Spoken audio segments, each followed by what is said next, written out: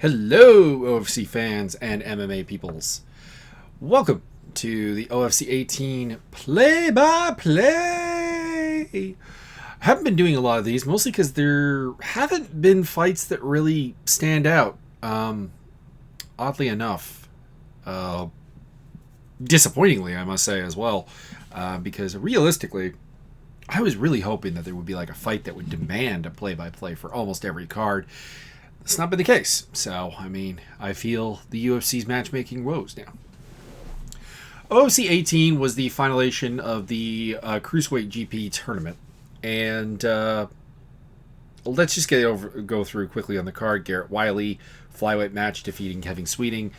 A bit of a disappointing outing from Wiley, to be honest.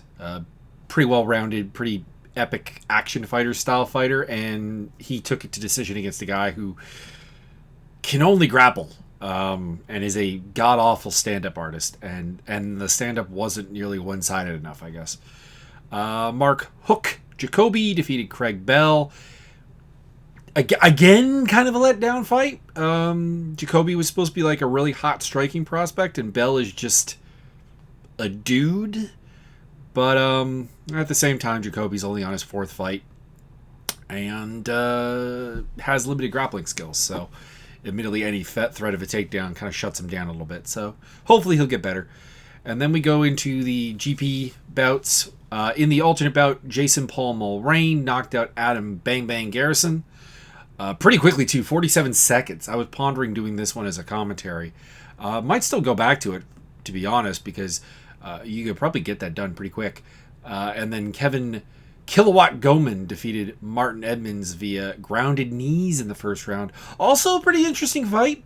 And Gowman, of course, was supposed to be in an alternate bout here, but because of against J.P. Dubois, but because of the fact that Edmonds' initial opponent, Gary Richards, had issues making the weight and actually passed out during the weight cut process, it allowed him to step up and get into this. So he moves on to the final, where he'll fight Nick Rockstar Rappinga, who decisioned Michael Magus in a lockdown grappling display.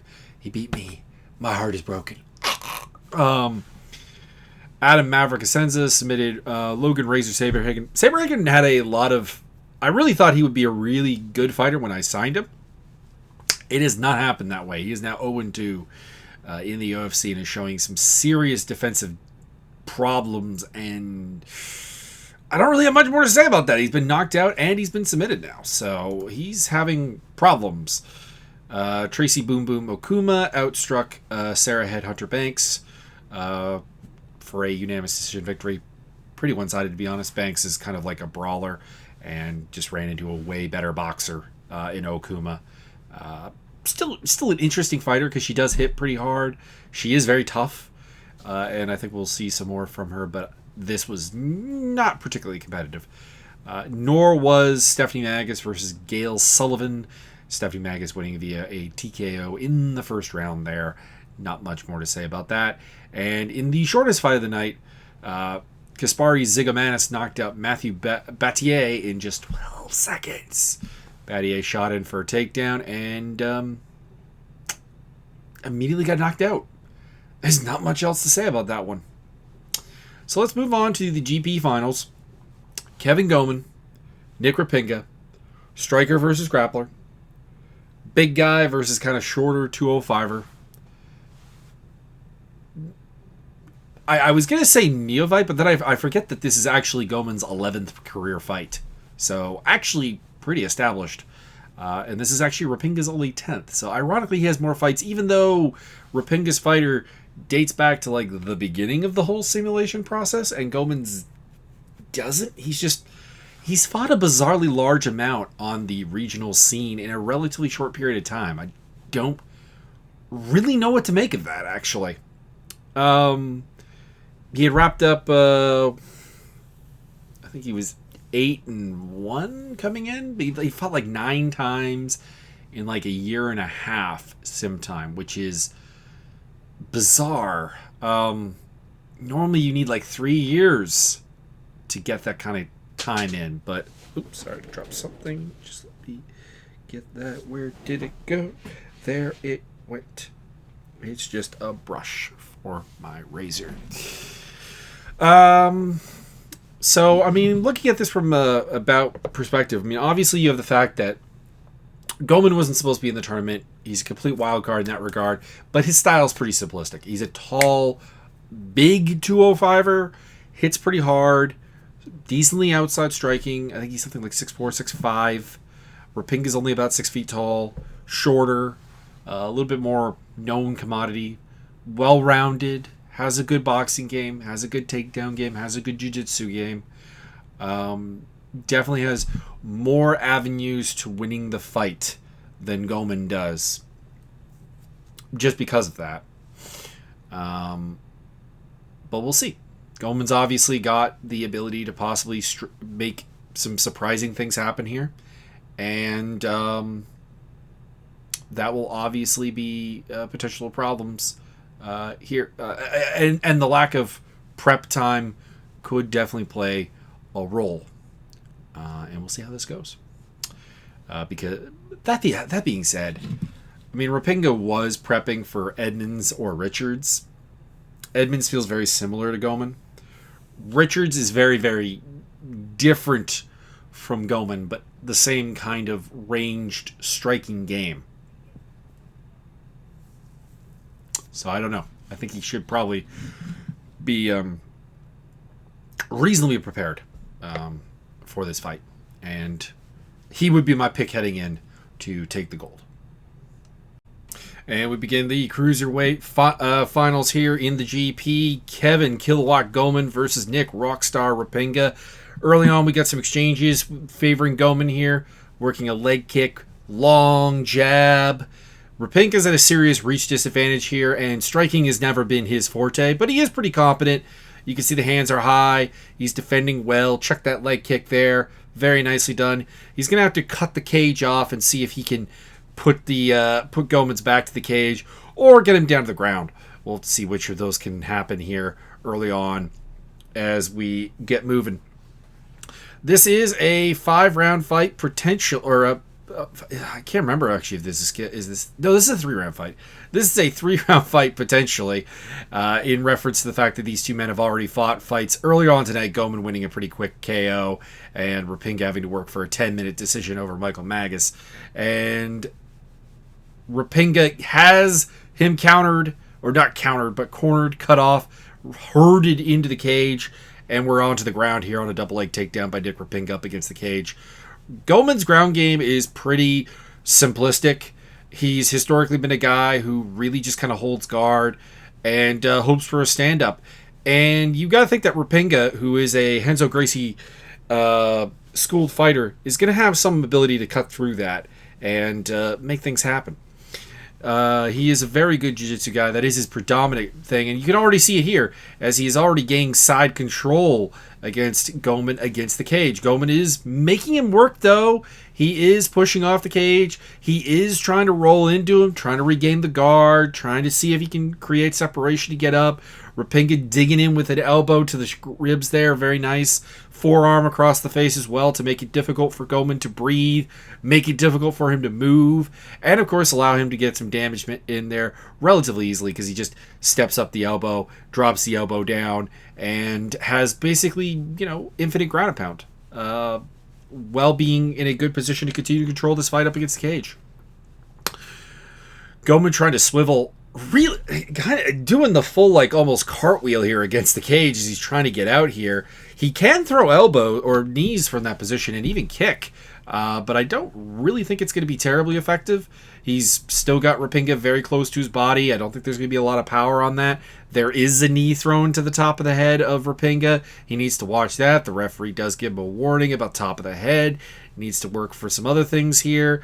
And Rappinga looking for a Kimura in his own right here as he has got two arms onto one against the cage here.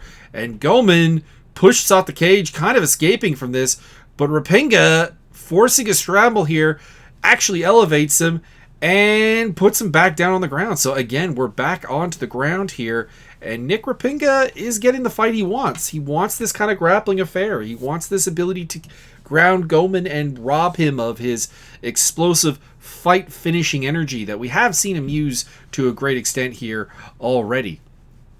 And Rappinga is trying to pin the arm once again. Maybe looking for the Kimura again. I don't know if that's such a great idea, because at this point, Gowman has, in this, managed to get off of the cage at least. So the cage is no longer helping Rappinga pin him down. That being said, Gowman was using the cage pretty effectively to move around and keep things active here. So this is going to be interesting to see if that actually maybe works against Gowman, who is at this point trying to get back up. Does turn onto his belly. He is giving up a potential back mount here, but Rappinga can't quite step over him. He's got that long arm blocking the leg of Rappinga, not letting him take advantage of this, and does in fact get back to the feet, throwing a nice little three-piece combination there in the dirty boxing clinch. Rappinga trying to get him back down. They're back up against the cage again. Gowman doing a good job of sitting out there, keeping the legs wide, keeping the sprawl good. With, sadly, of course, Rappinga's head directly into his crotch, basically, at this point. And he is looking to possibly get the takedown again. Rappinga does elevate him. Good switch, though. Good balance display by Gowman. He comes back down on his feet, landing some elbows there of his own right, trying to keep this active, trying to keep this going. But Rappinga does, in fact, switch over from the double leg to the single leg, turns the corner, and gets the fight back onto the mat. Again, with Gowman's back partially against the cage, partially against the mat. So again, another good position of control here, although only with 10 seconds left in the round. I can't imagine Rappinga will get much done here. A little bit of ground and pound to the body. Not much there, not even really advancing position. He knows it's about there, and there is the bell sounding the end of the first round here. So obviously that round has to go to Rappinga. I don't think there's really any question about that. And we'll have to see what happens here as we go on. Oh, again, oh no, I have messed up the graphics. I have messed up the graphics badly. My apologies, ladies and gentlemen. The graphical department needs to be fired. I will try to fix this while we have the break here in the rounds and see what is going on with the corner work here. I mean, I think the corner work here is fairly simplistic. We're looking at, obviously, Gowman wants to keep the fight standing. I think he knows that. I don't think that there's really any question about it. And on the other end of things, you have, obviously, the fact that we need to see more grappling, more dominance on the ground from the side of Rappinga, but he also needs to keep it safe. So here we go here, round number 2.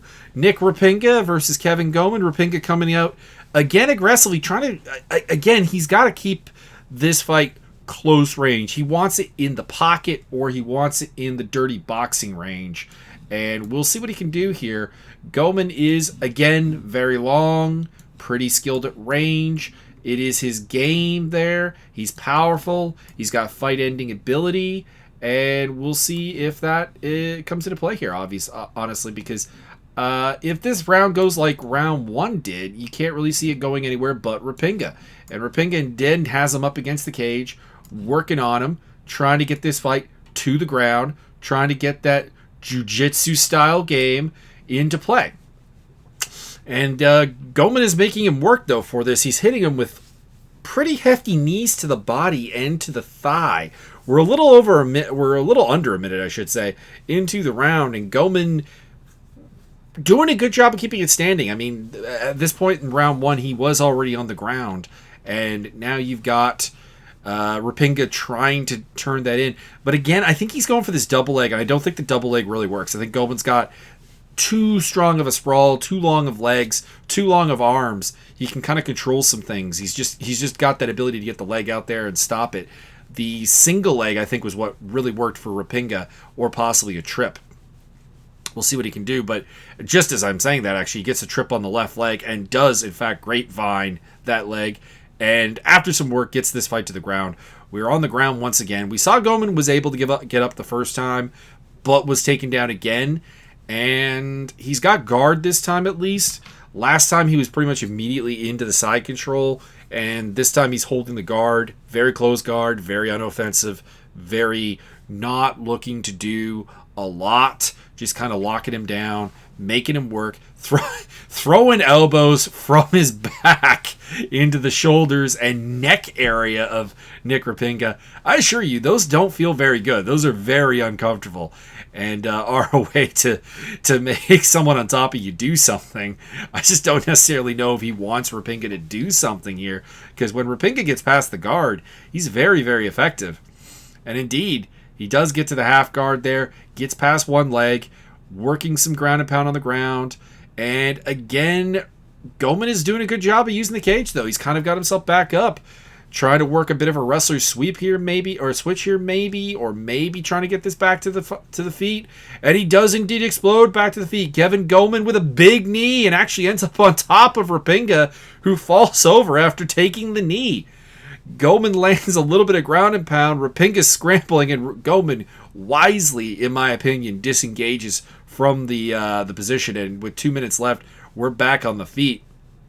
Referee waving Rappinga back to the feet after he tried to get him to come down into his guard. Get him my guard! Gowman throwing a flurry of punches. I think Gowman at this point knows that he needs a finish. I don't think he has any faith in his ability to win this on the judges' scorecards. Not something he's done historically in his career anyways. He is definitely a finisher. And Rappinga ducks under, gets double underhooks, and again trips this fight back to the ground. So those trip takedowns really working well. Gowman pulling up the guard position, doing his thing.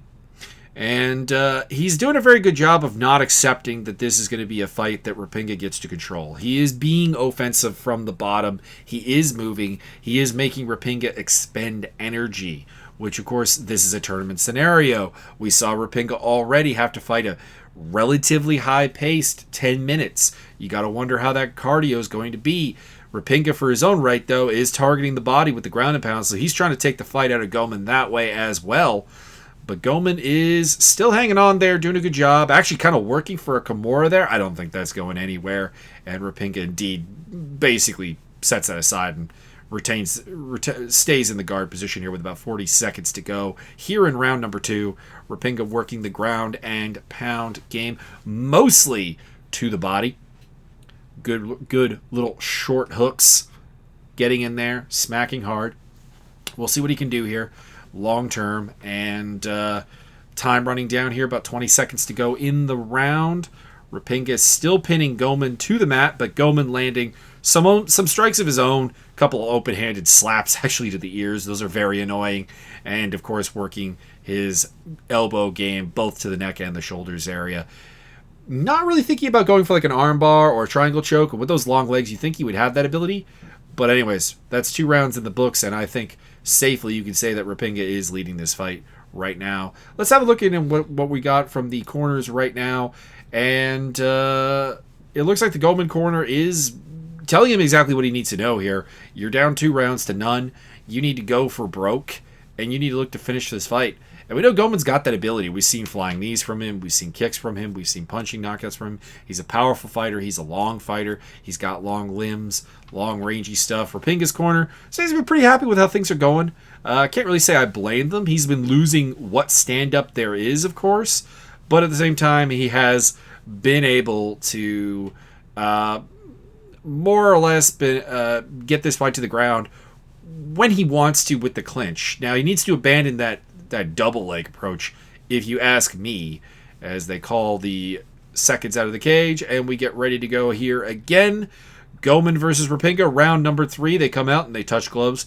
Gentlemanly approach. Rappinga immediately dives for a single leg. Gowman makes him pay for that, though. Big step up knee. That hurt Rappinga. And Gowman actually chases him into the cage with the follow-up combinations. This is the opportunity to possibly get the finish of the fight that he needs. Throwing punches both to the body and the head. Rappinga seems to be rolling with some of these punches. Seems to be very much still in the fight. Forcing the clinch there. And this might be the mistake here that Gowman may regret. We're back in the clinch. And there's the trip takedown once again. About a minute and a half into round number 3. And we're back in on the ground. That is not great. Well, not even a minute and a half, actually. Pardon me, less than a minute into the round, and we're back on the mat again. Rappinga looking to... I don't know if he needs a finish here, so the fact that he's kind of looking to jump into the side control here might be a bit of a mistake, and indeed it is. Gowman managing to turn to his knees and push back to the feet. Rappinga landed a good uppercut there, letting him know that he's got hands too, and indeed throwing a good combination to follow it up.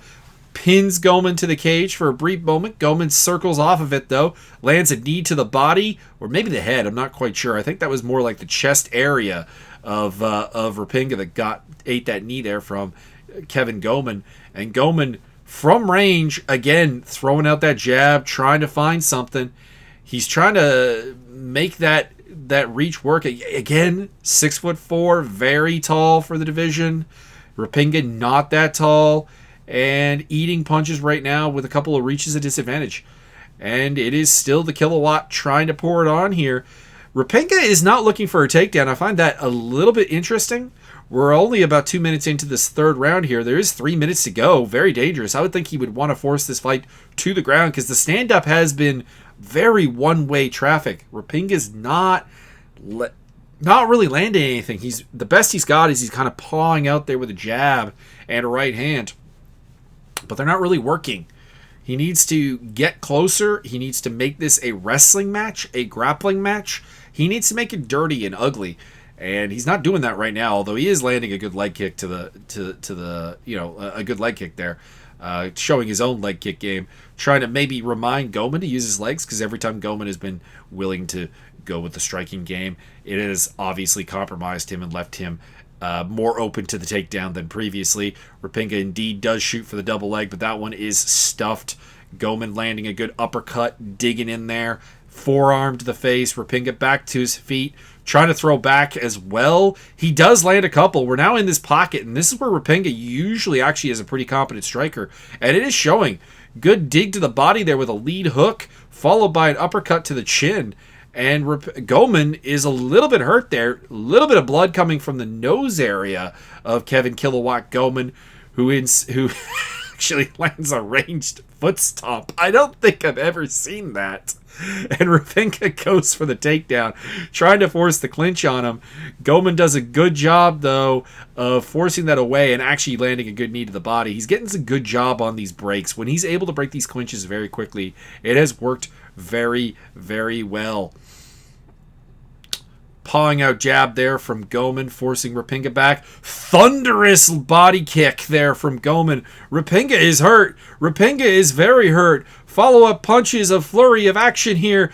Rappinga crashes to the canvas, and the referee has seen enough. He steps in to stop this fight before the ground and pound actually even comes. Kevin Kilowatt Gowman, who was not in the GP, suddenly is your OFC cruiserweight champion. I don't know what to say about this, ladies and gentlemen. This is truly a anything can happen moment in this sport that we have here. This sport that we love, because again, this was a guy who had won a fight in the OFC, was here just as an alternate, was here supposed to fight JP Dubois. He gets thrown into the tournament in Gary Richards' place, gets the job done against Martin Edmonds, and now gets the job done against a guy who I think is universally very, very respected and in the undefeated Nick Rappinga. So, fantastic work. Hail the champ. I don't really know where he goes in terms of like title contenders, because I mean, obviously you've got Gary Richards out there with some unresolved issues, just from the fact that a bad weight cut took away his championship chance. It could very well have been him standing here, but at the same time, I don't really know if we want to see that fight off of this, because Richards is such a guy who is more normal height for the division and kind of relies on a range game, and I don't really know how that works against Gowman, but we'll see. We'll see what the OFC has ready for us. We now have 4 male champions, and we of course do have some female titles going to be handed out at OFC 20 one-night tournaments in both the atomweight and bantamweight divisions, which should be very intriguing. So I hope you guys enjoyed this fight, and we'll be back for OFC 20, or not OFC 20, OFC 19 if something particularly good happens, and I am kind of hoping we will see some things. We'll have the first ever bantamweight champion of the OFC in the men's division crowned.